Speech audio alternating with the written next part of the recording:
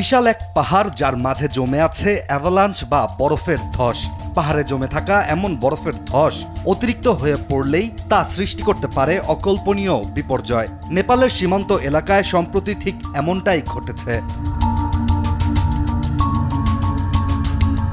এক মুহূর্ত আগেও যেখানে ছিল মানুষের স্বাভাবিক জীবন, পরের মুহূর্তেই সেখানে ছুটে এসেছে পাহাড়সম পানির ঢেউ। ঘরবাড়ি, সড়ক, সেতু সবকিছু ভাসিয়ে নিয়ে গেছে ভয়ঙ্কর এক স্রোত। নেপালের রসুয়া জেলার ভোতেকশী নদীর আশপাশের জনপদ মুহূর্তেই পরিণত হয়েছে ধ্বংসস্তূপে। ভয়াবহ এই ঘটনায় এখন পর্যন্ত অন্তত 160 জনের মৃত্যুর খবর পাওয়া গেছে এবং শত শত মানুষ নিখোঁজ রয়েছে। নেপাল চীন সীমান্তের খুব কাছের এই এলাকায় 26 আগস্ট সকালেই ভয়ঙ্কর এই বিপর্যয় নেমে আসে। প্রথমে ধারণা করা হয়েছিল হয়তো শক্তিশালী ভূমিকম্প হয়েছে। যুক্তরাষ্ট্রের ভূতাত্ত্বিক জরিপ সংস্থা USGS প্রথমে ঘটনাটিকে 4.4 মাত্রার ভূমিকম্প হিসেবেই শনাক্ত করেছিল, কিন্তু পরে সেই ধারণা বদলে যায়। সামনে উঠে এসেছে আরো ভয়ঙ্কর তথ্য।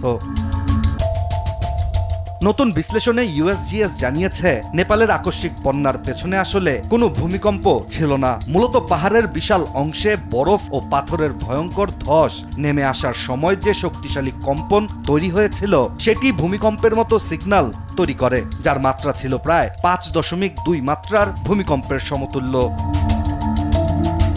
সহজ করে বললে ভূমিকম্প পাহাড় ধসিয়ে বন্যা তৈরি করেনি, বরং পাহাড় ধসই এমন শক্তিশালী কম্পন তৈরি করেছে যা প্রথমে ভূমিকম্প বলে ধারণা করা হয়। কিন্তু প্রশ্ন হলো, পাহাড়ের বরফ ও পাথরের সেই বিশাল ধস কিভাবে এত ভয়ঙ্কর পানির স্রোত তৈরি করলো?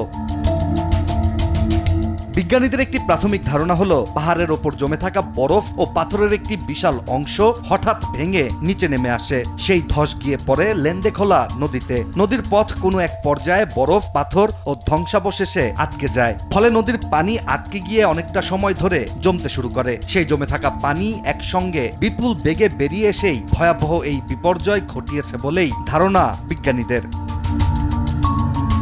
পাথর, বরফ, কাদা আর পানির জমে থাকা শক্তি যখন বাধা ভেঙে বেরিয়ে আসে, তখন সেটি আর সাধারণ নদীর পানি থাকে না, সেটি পরিণত হয় বিশাল এক ধ্বংসাত্মক স্রোতে।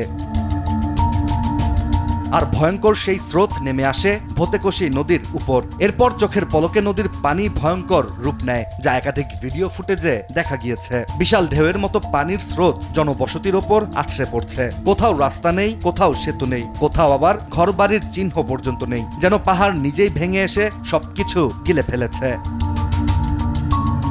একটি বরফের ধস, একটি নদীর পথ বন্ধ হয়ে যাওয়া, তারপর জমে থাকা পানির হঠাৎ বাঁধ ভাঙা স্রোত। ধারাবাহিকভাবে এই কয়েকটি ঘটনা একসঙ্গে মিলেই কয়েক মিনিটের মধ্যে নেপালের পুরো একটি জনপদকে ধ্বংসস্তূপে পরিণত করেছে। ইশতিয়াক হোসেন, দেশ টিভি।